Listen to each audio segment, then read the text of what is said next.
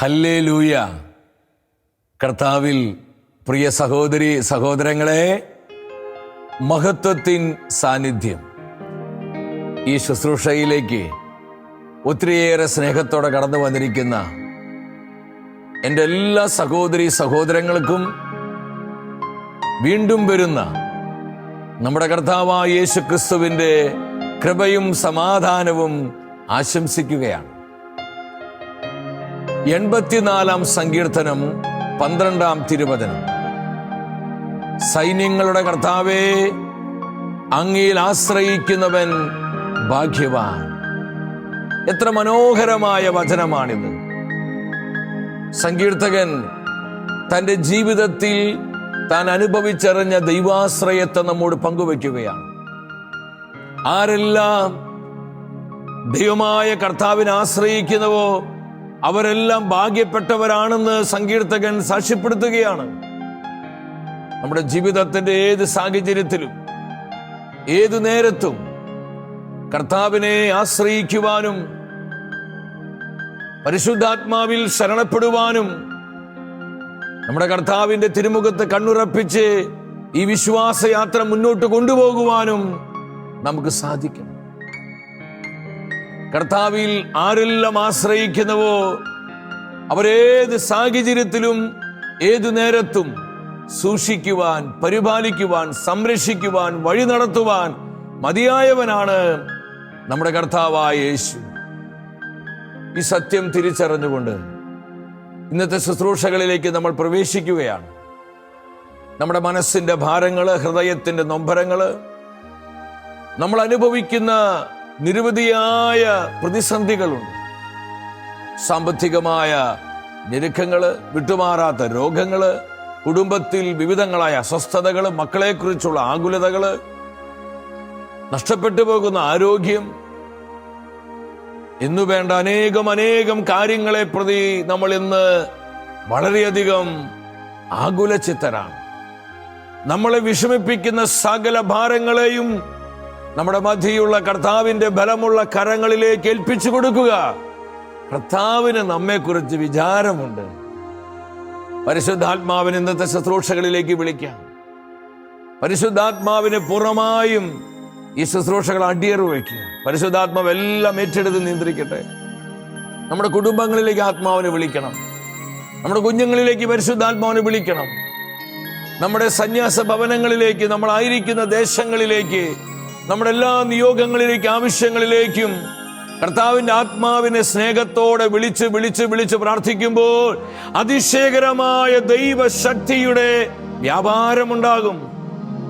ഒരു നിമിഷം കർത്താവിന്റെ സന്നിധിയിൽ വലതുകരം ഉയർത്തിപ്പിടിച്ച് ഒരു മനസ്സോടെ നമ്മൾ പ്രാർത്ഥിക്കുകയാണ്. കർത്താവായ ദൈവമേ, കർത്താവായ ദൈവമേ, പരിശുദ്ധാത്മാവിനെ വർഷിക്കണമേ, പരിശുദ്ധാത്മാവിനെ വർഷിക്കണമേ. ദൈവത്തിന്റെ പരിശുദ്ധാത്മാവേ, ദൈവത്തിന്റെ പരിശുദ്ധാത്മാവേ, അത്ഭുതങ്ങളാലും അടയാളങ്ങളാലും ഞങ്ങളെ വഴി നടത്തണമേ.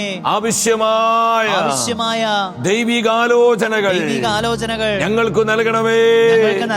പരിശുദ്ധാത്മാവേ, ഞങ്ങളുടെ ഹൃദയ കണ്ണുകളെ പ്രകാശിപ്പിക്കണമേ. Hallelujah, hallelujah. ഈശോയെ നന്ദി, ഈശോയെ സ്തുതി. നമ്മൾ ഒന്ന് ചേർന്ന് കർത്താവിന്റെ ആത്മാവിനെ വിളിച്ചു പ്രാർത്ഥിക്കുക. Come holy spirit. എല്ലാവരും സ്നേഹത്തോടെ പറഞ്ഞേ, പരിശുദ്ധാത്മാവേ വരണമേ, പരിശുദ്ധാത്മാവേ വരണമേ. ഇന്നത്തെ ശുശ്രൂഷകളിലേക്ക്, ഞങ്ങളെ ഭവനത്തിലേക്ക്, ഞങ്ങളായിരിക്കുന്ന ആലയത്തിലേക്ക്, ഞങ്ങൾ നീറുന്ന നൊമ്പരങ്ങളിലേക്ക്, ഞങ്ങളെ വേദനിപ്പിക്കുന്ന എല്ലാ തലങ്ങളിലേക്കും പരിശുദ്ധാത്മാവേ വരിക. Come holy spirit, come holy spirit. നമ്മൾ ഒരുമിച്ചൊരു മനസ്സോടെ പ്രാർത്ഥിച്ച് പാടുകയാണ്. ആത്മാവേ, പരിശുദ്ധാത്മാവേ. ആമേൻ, ആമേൻ. യേശുവിനാത്മാവേ എന്നെ ശുദ്ധീകരിക്കണമേ. യേശുവിൻ ശരീരമേ എന്നെ രക്ഷിച്ചരുളണമേ. എല്ലാവരും ഒരുമിച്ച് ആത്മാവേ, കർത്താവിനായി അവിടുത്തെ സഭയ്ക്കായി ഞങ്ങളെ മുദ്ര ചെയ്യണമേ. ശരീരമേ എന്നെ രക്ഷിച്ചരുളണമേ. യേശുവിൻ തിരുനിണമേ എന്നെ ലഹരിയിലാഴ്ത്തണമേ. യേശുവിൻ ഹൃത്തട ജലമേ എന്നെ നിത്യം കഴുകണമേ. Blood of Jesus, blood of Jesus. യേശുവിന്റെ കറയില്ലാത്ത തിരുച്ചോരയുടെ അനന്ത ശക്തിയാ ജനതകൾ വിശുദ്ധീകരിക്കപ്പെടട്ടെ, രാജ്യങ്ങൾ കഴുകപ്പെടട്ടെ, ഭൂഖണ്ഡങ്ങൾ ഉണർത്തപ്പെടട്ടെ. Blood of Jesus. യേശുവിൻ പീഡകളെ എന്നെ സുധീരനാക്കണമേ. നന്മതൻ നിറക്കൂടമേ എന്റെ പ്രാർത്ഥന കേൾക്കണമേ. കർത്താവേ, ഞങ്ങൾ അങ്ങേ വിളിച്ച് അപേക്ഷിക്കുന്നു, കരുണ കാണിക്കണമേ, കൃപ ചെയ്യണമേ, കൃപ ചെയ്യണമേ. ആമേൻ, ആമേൻ. കർത്താവേ, പ്രാർത്ഥന കേൾക്കണമേ. നാദാ നിൻ തിരുമുറിവിൽ എനിക്കഭയം നൽകണമേ.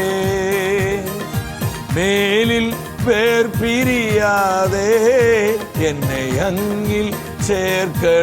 വലിയ ആഗ്രഹത്തോടെ കർത്താവിനോടൊന്ന് പറഞ്ഞേ, കർത്താവെ, ഞങ്ങൾക്ക് മറ്റൊന്നും വേണ്ട, അങ്ങയോട് ചേർന്നിരിക്കാൻ.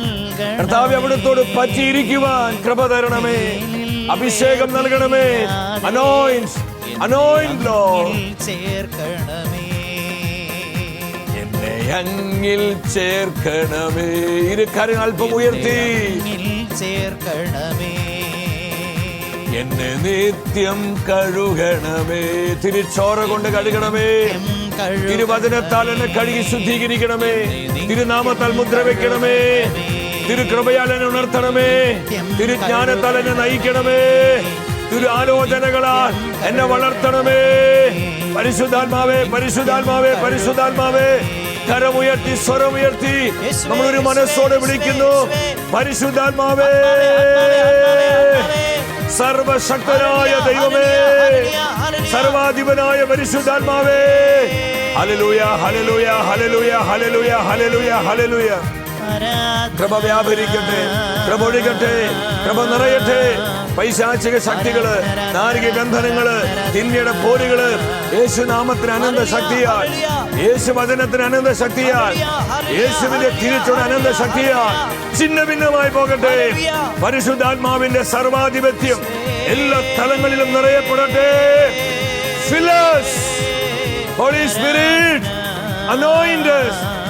കർത്താവിന് വേണ്ടി, കർത്താവിന്റെ സഭയ്ക്കായി, കർത്താവിന്റെ ആത്മാക്കൾക്കായി പരിശുദ്ധാത്മാവെ ഞങ്ങളെ അഭിഷേകം ചെയ്യണമേ. ഞങ്ങളെ നിരന്തരം പ്രചോദിപ്പിക്കണമേ. ആത്മാവേ, ഞങ്ങളെ ഉണർത്തണമേ. ഞങ്ങളെ കുടുംബങ്ങളെ, കൂട്ടായ്മകളെ, തലമുറകളെ കർത്താവിന്റെ തേജസ്സിനാൽ പ്രകാശിപ്പിക്കണമേ. Spirit move. Hallelujah, hallelujah, hallelujah, hallelujah. നന്ദി കർത്താവേ, നന്ദി പരിശുദ്ധാത്മാവേ, നന്ദി പിതാവേ. പരിശുദ്ധ അമ്മ മാതാവേ, ഞങ്ങളുടെ പൊന്നു അമ്മേ, അമ്മയുടെ വിമല ഹൃദയത്തിലേക്ക് ഞങ്ങളെ എല്ലാം സമർപ്പിക്കുകയാണ്. ജപമാല മാസമായി ഞങ്ങൾ അമ്മയോടൊപ്പം ഈ ദിനങ്ങളിൽ ജപമാല ചൊല്ലി പ്രാർത്ഥിച്ച് ത്രിത്വത്തെ മഹത്വപ്പെടുത്തുമ്പോൾ ഞങ്ങൾ എല്ലാ തലങ്ങളിലേക്കും അമ്മയുടെ സാന്നിധ്യം, സഹായം ഞങ്ങൾ ചോദിക്കുകയാണ്. അമ്മ ഞങ്ങൾക്ക് വേണ്ടി പ്രാർത്ഥിക്കണമേ. ആമേൻ. ഹല്ലേലൂയ.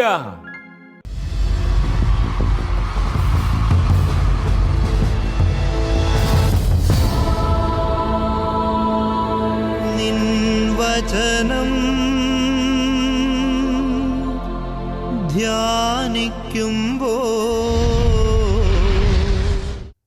പ്രിയ ദൈവമക്കളെ, നമ്മുടെ ജീവിതത്തെ നവീകരിക്കുന്ന കർത്താവിൻ്റെ വചനത്തിൻ്റെ മുൻപിൽ പ്രാർത്ഥനാപൂർവമായിരിക്കാം.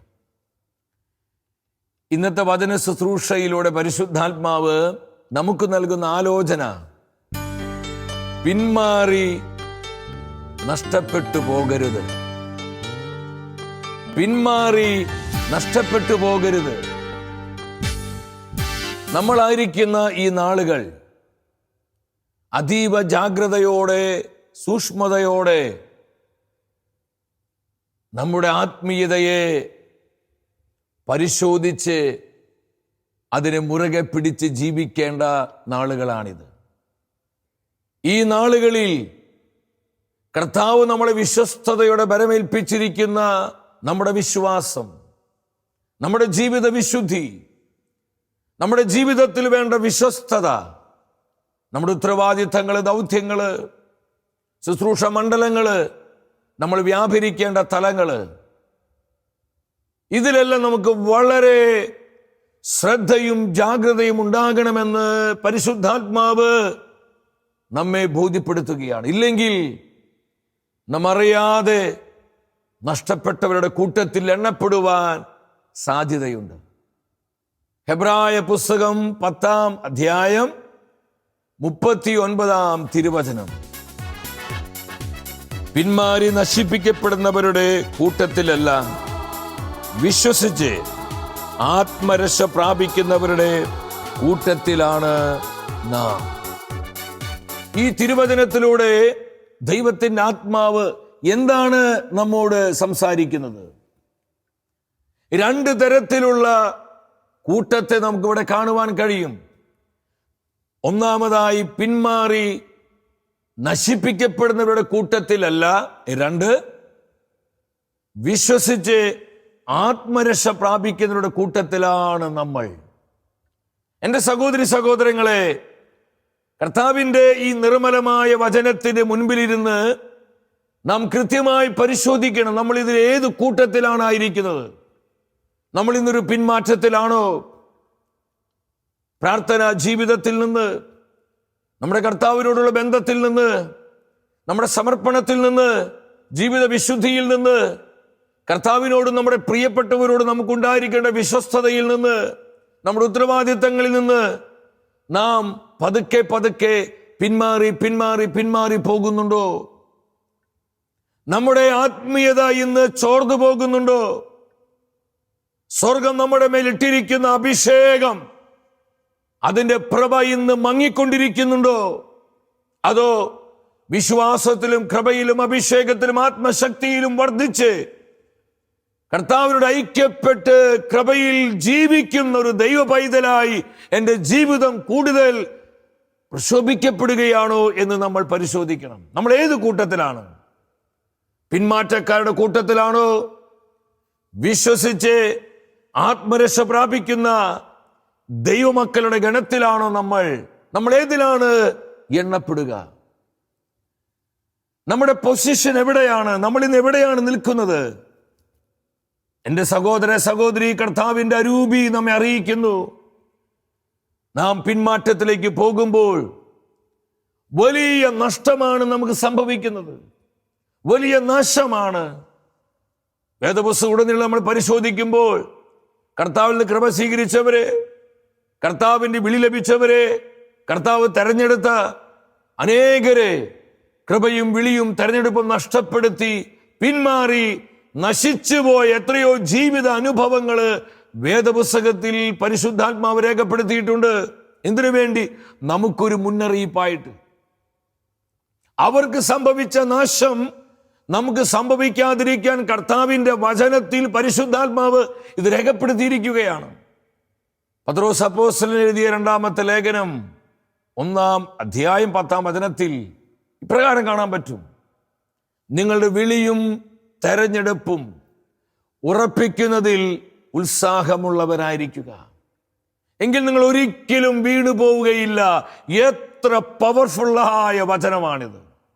കർത്താവ് നമുക്ക് തന്നിരിക്കുന്ന വിളിയും തെരഞ്ഞെടുപ്പും അത് കൂടെ നമ്മൾ ഉറപ്പിക്കണം. കോൺക്രീറ്റ് പോലെ നമ്മുടെ ജീവിതത്തിൽ അത് ഉറപ്പിക്കണം. ഈ ലോകത്തിലെ ഒന്നിനും അതിനിളക്കുവാന് പറിച്ചെടുക്കുവാന് കഴിയാത്ത വിധം കർത്താവ് നൽകിയ വിളിയും തെരഞ്ഞെടുപ്പും ഉറപ്പിക്കുന്നതിൽ നമ്മൾ അതീവ ഉത്സാഹവും ജാഗ്രതയുമുള്ളവരായിരിക്കണം. എങ്കിൽ നാം വീണു പോവുകയില്ല. കർത്താവ് തെരഞ്ഞെടുത്ത എത്രയോ ആത്മാക്കൾ ഇന്ന് കൃപയിൽ വീണുപോയി. പിശാച് അവരെ തകർത്ത് കളഞ്ഞു. എത്രയോ ശുശ്രൂഷകരെ ലോകത്തിന്റെ പിടിയിലായി പോയി. അവരിലൂടെ രക്ഷപ്പെടാൻ സ്വർഗം ആഗ്രഹിച്ചിരിക്കുന്ന ആത്മാക്കളെല്ലാം നഷ്ടപ്പെട്ടു പോവുകയാണ്. പിശാച് അവിടെയെല്ലാം വിജയിച്ചു കൊണ്ടിരിക്കുകയാണ്. വീണ്ടും ദൈവത്തിന് തിരുവെഴുത്ത് വ്യക്തമായി നമ്മളെ പഠിപ്പിക്കുന്നുണ്ട്. വിശുദ്ധ പൗലോസ് കൊരിന്തോസ് സഭയ്ക്ക് 2-ാമത്തെ ലേഖനം 13-ാം അധ്യായം 5-ാം വചനത്തിൽ, നിങ്ങൾ നിങ്ങളുടെ വിശ്വാസത്തിൽ നിലനിൽക്കുന്നുണ്ടോ എന്ന് പരിശോധിക്കുവിൻ. ഇതൊരു പരിശോധനയുടെ സമയമാണ് പ്രിയപ്പെട്ടവരെ. ലോകത്തിന്റെ വ്യഗ്രതകളിൽപ്പെട്ട് ഈ സത്യങ്ങൾ നമ്മൾ മറന്നു പോകരുത്. നമ്മുടെ ആത്മീയത, നമ്മുടെ വിശ്വാസ ജീവിതം, നമ്മുടെ ജീവിതത്തിന്റെ വിശുദ്ധി, നമുക്ക് പരസ്പരം ഉണ്ടായിരിക്കേണ്ട വിശ്വസ്തത, സമർപ്പണം, കർത്താവിനോടുള്ള നമ്മുടെ ബന്ധം, ഇന്ന് ഇതിനെയൊന്നും യാതൊരു വിലയുമില്ല. ലോകത്തിന്റെ ഇമ്പങ്ങൾക്കും സുഖങ്ങൾക്കും നിറങ്ങൾക്കും വർണ്ണങ്ങൾക്കും വേണ്ടി എന്തു ചെയ്യാനും മടിയില്ലാത്ത വിധം ധാർമ്മികമായ അധപതനം സംഭവിച്ച ഒരു തലമുറ. കർത്താവ് ഇന്ന് ഒരുപാട് സങ്കടപ്പെടുന്നുണ്ട്. സ്വർഗത്തിന്റെ കണ്ണുനീര് നിലവിളിയും നശിക്കുന്ന ആത്മാക്കളെ പ്രതിയാണ്. ഇന്ന് അസംഖ്യം ആത്മാക്കളാണ് അനുതാപവും മാനസാന്തരം നഷ്ടപ്പെട്ട് നിത്യനാശത്തിലേക്ക് പോയിക്കൊണ്ടിരിക്കുന്നത്. ഇവരെ പ്രതി കർത്താവിന്റെ ഹൃദയം ഒരുപാട് സങ്കടപ്പെടുന്നുണ്ട്. എൻ്റെ സഹോദര സഹോദരി, ഞാനും നീയും പിന്മാറ്റക്കാരായി എണ്ണപ്പെടരുത്. നമ്മൾ ആത്മരക്ഷ പ്രാപിച്ച് കർത്താവിനോട് കൂടെ അവിടുത്തെ നിത്യമഹത്വത്തിൽ വാഴുവാൻ തെരഞ്ഞെടുക്കപ്പെട്ടവരാണ്. പൗലോസ് പറയാം, നിങ്ങൾ നിങ്ങളെ തന്നെ പരിശോധിക്കുക. ഈ പോക്ക് എങ്ങോട്ടാണ്? നിന്റെ മനോഭാവങ്ങൾ പരിശോധിക്കുക, നിന്റെ ചിന്താഗതികൾ പരിശോധിക്കുക, നിന്റെ കാഴ്ചപ്പാടുകൾ കർത്താവിന്റെ വചനത്തിന് അടിസ്ഥാനത്തിൽ പരിശോധിക്കുക. നിന്റെ സംസാരം, നിന്റെ പ്രവർത്തന ശൈലികൾ, നിന്റെ ഇടപാടുകൾ, നിന്റെ ബന്ധങ്ങൾ, നിന്റെ വ്യാപാരങ്ങൾ നീ പരിശോധിക്കുക. ഇല്ലെങ്കിൽ നഷ്ടപ്പെട്ടു പോകാൻ ഏറെ സാധ്യതയുള്ള നാളുകളാണിത്. തിരുവചനത്തിലോട്ട് വരാം. എത്രയോ വ്യക്തികൾ ഇങ്ങനെ നഷ്ടപ്പെട്ടു പോയി. ഉൽപ്പത്തിയുടെ പുസ്തകം 3-ാം അധ്യായം, നമ്മുടെ ആദ്യ മാതാപിതാക്കൾ ആദവും ഹവയും, അവരെക്കുറിച്ച് കർത്താവിന് വലിയൊരു സ്വപ്നവും പദ്ധതിയും ഉണ്ടായിരുന്നു. കർത്താവിൻ്റെ വാക്കിനേക്കാൾ ഉപരി പിശാച്ചിൻ്റെ വാക്കിനെ വില കൽപ്പിച്ച് കർത്താവ് പറഞ്ഞ വാക്കുകൾ അവിശ്വസിച്ച് സാത്താൻ പറഞ്ഞ ആ ചക്കര വർത്തമാനം സ്വീകരിച്ചുകൊണ്ട് അവർ ദൈവത്തോട് അനുസരണക്കേട് കാട്ടി. അവർ പിന്മാറിപ്പോയി കർത്താവിൻ്റെ പദ്ധതിയിൽ നിന്ന്. സംഭവിച്ചത് എന്താ ദൈവമക്കളെ? ആ പറുദീസ് അവർക്ക് നഷ്ടപ്പെട്ടു പോവുകയാണ്. പറുദീസ് അനുഭവം നഷ്ടപ്പെട്ടു. കർത്താവിനോട് കൂടെ ഉണ്ടായിരുന്ന നിരന്തരമായ കൂട്ടായ്മ, ഫെലോഷിപ്പ്, കമ്മ്യൂണിയൻ അവർക്ക് നഷ്ടപ്പെട്ടു പോയി. ജീവന്റെ അനുഭവം അവർക്കില്ലാതെ പോവുകയാണ്. അവർ പറുദീസായിൽ നിന്ന് പുറത്താക്കപ്പെടുകയാണ്. കർത്താവിൻ്റെ പദ്ധതിയിൽ നിന്ന് അവർ പിന്മാറിയപ്പോൾ അവർക്ക് വന്ന നഷ്ടം കണ്ടു. വീണ്ടും നാം വചനത്തിലോട്ട് വരുമ്പോൾ ഉൽപ്പത്തിയുടെ പുസ്തകം 19-ാം അധ്യായത്തിലാണ്. നീതിമാനായ ലോത്തിന്റെ ഭാര്യ, അവളുടെ പേര് വേദപുസ്തകത്തിൽ രേഖപ്പെടുത്തിയിട്ടില്ല. നമ്മളൊരു കാര്യം മനസ്സിലാക്കണം. ഉത്തമനായൊരു ഭർത്താവിൻ്റെ കൂടെ ജീവിച്ചവളായിരുന്നു. രക്ഷപ്പെടുവാനുള്ള സകല വഴികളും കർത്താവ് അവൾക്ക് പറഞ്ഞു കൊടുത്തു. സ്വർഗം അവളെ തൊട്ടു. കർത്താവിന്റെ ദൂതന്മാർ അവളെ കൈക്ക് പിടിച്ചു. രക്ഷയ്ക്കാവശ്യമായ ആലോചനകളെല്ലാം കൃത്യതയോടെ സ്വർഗം അവൾക്ക് നൽകി. ഇത്രമാത്രം ദൈവിക ഇടപെടലുകളുള്ള, ദൈവത്തിന്റെ ആലോചന ലഭിച്ച, നീതിമാനായൊരു ഭർത്താവിന്റെ ഭാര്യയായി ജീവിച്ച ഈ സ്ത്രീക്ക് എന്ത് സംഭവിച്ചത് പ്രിയപ്പെട്ടവരെ? ഉൽപ്പത്തിയുടെ പുസ്തകം 19-26 കർത്താവിന്റെ വചനത്തോട് അനുസരണക്കേട് കാണിക്കുക. ചിലതൊക്കെ നമുക്ക് ഉപേക്ഷിക്കാൻ ഇപ്പോഴും പറ്റുന്നില്ല. നമ്മുടെ ജീവിതത്തിന്റെ പല കോണുകളിലും ചില കാര്യങ്ങൾ അള്ളിപ്പിടിച്ചിരിപ്പുണ്ട്. കർത്താവിനെ സങ്കടപ്പെടുത്തുന്ന, കർത്താവിന്റെ ഹിതത്തിന് വിരുദ്ധമായ പാപത്തിന്റെ ക്ലാവുകൾ നമ്മുടെ ജീവിതത്തിൽ അള്ളിപ്പിടിച്ചിരിക്കുക. നമ്മുടെ ജീവിതത്തെ കഴുകുവാൻ, നമ്മുടെ ജീവിതത്തെ വെണ്മയുള്ളതാക്കുവാൻ നമ്മൾ എത്ര പേര് കർത്താവിനെ അനുവദിക്കും? അവർ ശക്തിയോടെ ഹല്ലേലൂയ പറയേ, ഹല്ലേലൂയ. എൻ്റെ സഹോദരി സഹോദരങ്ങളെ, ഇതൊരു പാഴ്വാക്കായി നമ്മൾ ആരും കാണരുതേ. നമ്മുടെ ജീവിതത്തെ കഴുകുവാൻ നമ്മൾ കർത്താവിനെ അനുവദിക്കണം. നമ്മുടെ ജീവിതത്തെ വൃത്തിയുള്ളതാക്കാൻ നാം കർത്താവിനെ നമ്മുടെ ജീവിതത്തിലേക്ക് വിളിക്കണം. നാം പെർമിറ്റ് ചെയ്യണം. എൻ്റെ കർത്താവേ, എന്നെ നീ കഴുകണമേ, എനിക്ക് വെണ്മ നൽകണമേ, എന്നെ പവിത്രീകരിക്കണമേ. ഇല്ലെങ്കിൽ ഈ ലോകത്തിന്റെ അശുദ്ധികളിലും മ്ലേച്ഛതകളിലും സ്വാധീനങ്ങളിലും പെട്ട് നമ്മൾ പോലും അറിയില്ല നമ്മൾ പിന്മാറ്റത്തിലേക്ക് പോകുന്നത്, നമ്മുടെ ആത്മാവ് നഷ്ടപ്പെടുന്നത്. ലോത്തിന്റെ ഭാര്യ ഉൽപ്പത്തി 19:26 വചനം സാക്ഷ്യപ്പെടുത്തുന്നു, അവൾ ഉപ്പ് തൂണായിട്ട് മാറി. വിശ്വസിച്ച് ആത്മരക്ഷ പ്രാപിക്കുന്ന കൂട്ടത്തിൽ എണ്ണപ്പെടേണ്ട ലോത്തിന്റെ ഭാര്യ എന്ത് പറ്റി? ആ സ്ത്രീക്ക് എന്താ സംഭവിച്ചത്? അവൾ പിന്മാറി നശിപ്പിക്കപ്പെടുന്നവരുടെ കൂട്ടത്തിൽ എണ്ണപ്പെടുകയാണ്. അവളുടെ ആത്മീയതയെക്കുറിച്ചോ, കർത്താവ് കൊടുത്ത മുന്നറിയിപ്പുകളെ കുറിച്ചോ, ദൈവം നൽകിയ ആലോചനകളെ കുറിച്ചോ അവൾ ജാഗ്രതയുള്ളവളായിരുന്നില്ല. ഹല്ലേലൂയ. എൻ്റെ സഹോദരി സഹോദരൻ, നമ്മളിത് മനസ്സിലാക്കണം. മറ്റൊരു വ്യക്തിയാണ് പ്രവാചകനായ ഏലീഷായുടെ ഭൃത്യൻ ഗഹസി. രാജാക്കന്മാരുടെ 2-ാം പുസ്തകം 5:27 കാണാൻ പറ്റും. ഏലിയാൽ ഇരട്ടി അഭിഷേകം പ്രാപിച്ച ഏലീഷായിൽ നിന്ന് അതിനേക്കാൾ ശക്തമായ അഭിഷേകം പ്രാപിക്കേണ്ടവനായിരുന്നു ഗഹസി. അവൻ നഷ്ടപ്പെട്ടു പോയി. കാരണം ദൈവം ഏൽപ്പിച്ച കാര്യങ്ങൾ വിശ്വസ്തതയോടെ സൂക്ഷിക്കുന്നതിൽ അവൻ ജാഗ്രതയുള്ളവനായിരുന്നില്ല. എൻ്റെ സഹോദരി സഹോദരങ്ങളെ, നമ്മൾ അതീവ ജാഗ്രതയുള്ളവരാകണം. ഏത് കാര്യത്തിൽ കർത്താവ് നമ്മളെ വിശ്വസ്തതയോടെ വരമേൽപ്പിച്ച സകല കാര്യം, അത് കുടുംബമാകാം, നമ്മുടെ ഉത്തരവാദിത്തങ്ങളാകാം, നമ്മുടെ ആത്മീയതയാകാം, നമ്മുടെ മേൽ പകരപ്പെട്ട അഭിഷേകമാകാം, കർത്താവ് നമ്മളെ ഏൽപ്പിച്ച ചില ദൗത്യങ്ങളാകാം. ഈ കാര്യങ്ങളിൽ നമ്മൾ അതീവ ശ്രദ്ധ വേണം. ഈസി ഗോയിങ് അത് കർത്താവിൻ്റെ സ്വഭാവമല്ല, അത് പിശാചാണ്. നിസാരമായി ലാഘവമായി നമ്മളിതൊന്നും കാണരുത്.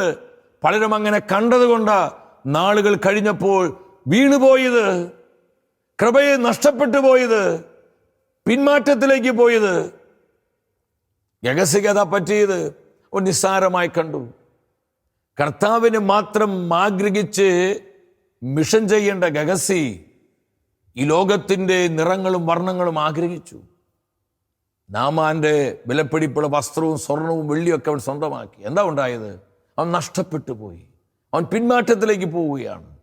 കുഷ്ഠരോഗിയായി മഞ്ഞുപോലെ അവൻ്റെ ശരീരം വെളുത്തു. ഏലീഷയുടെ സന്നിധി വിട്ട് അവൻ പോയി. മറ്റൊരു വ്യക്തിയാണ് ഇസ്രായേലിന്റെ ആദ്യ രാജാവായ സാവൂള്. ദൈവം എന്തൊരു സ്വപ്നത്തോടുകൂടി അവനെ വിളിച്ചത്. എന്നാൽ തൻ്റെ വിളിയോടും തെരഞ്ഞെടുപ്പിനോടും അവൻ ജാഗ്രത പുലർത്തിയില്ല, വിശ്വസ്തനായില്ല. സാമൂവേൽ പ്രവാചകന്റെ 1-ാം പുസ്തകം 31:4 പറയാണ്, രാജാവായ സാവൂൾ ഫിലിസ്തരെ ഭയന്ന് സ്വന്തം വാളിന്റെ മുകളിൽ വീണ് മരിക്കുകയാണ്. മറ്റൊരു ഭാഷയിൽ പറഞ്ഞ അവൻ ആത്മഹത്യ ചെയ്യും. ആത്മഹത്യ ചെയ്യുന്നത്?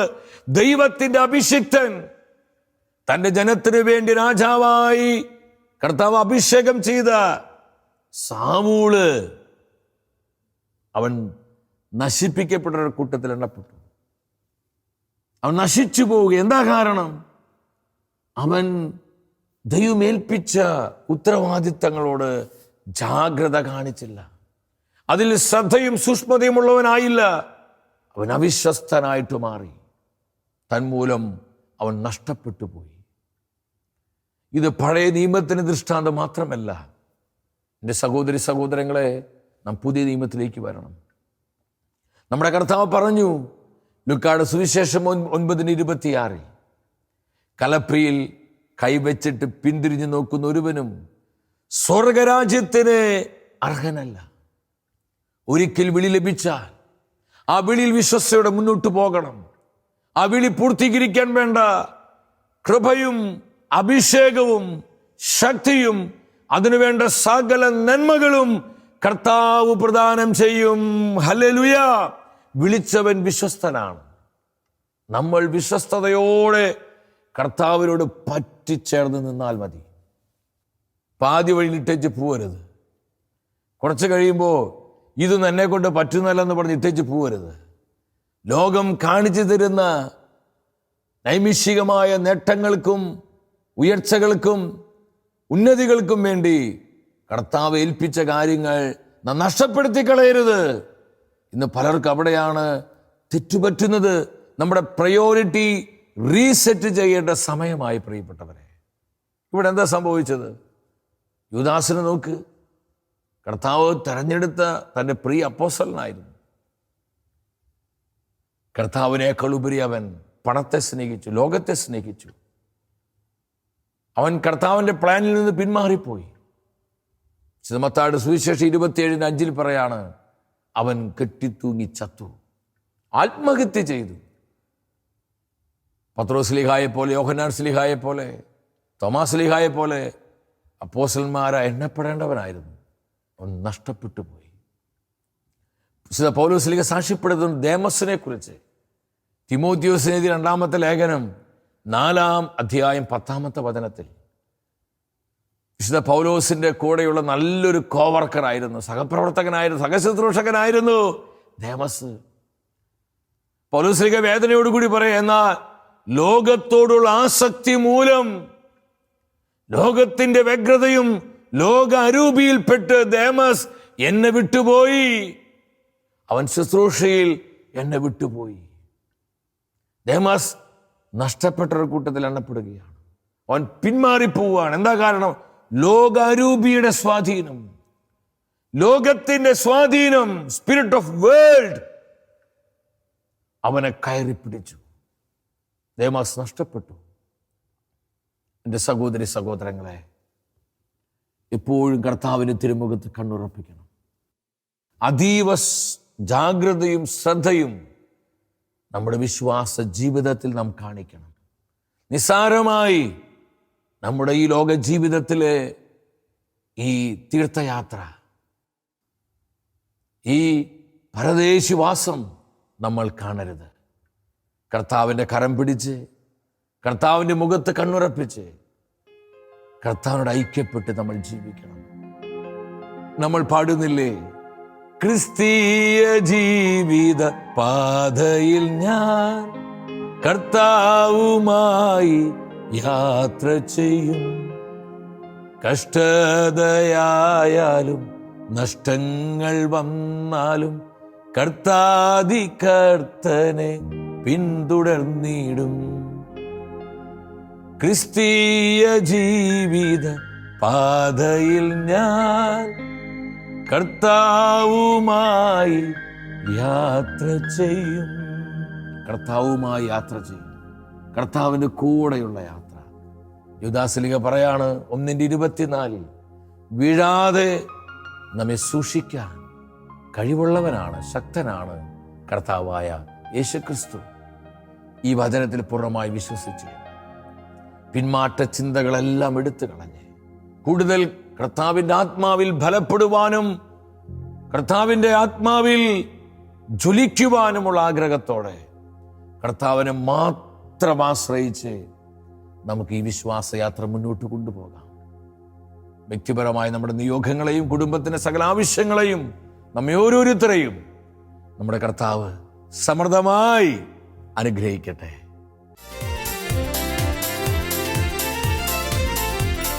മഹത്വമേ മഹത്വമേ മഹത്വത്തിൻ രാജാവേ, മഹത്വത്തിൻ സാന്നിധ്യം.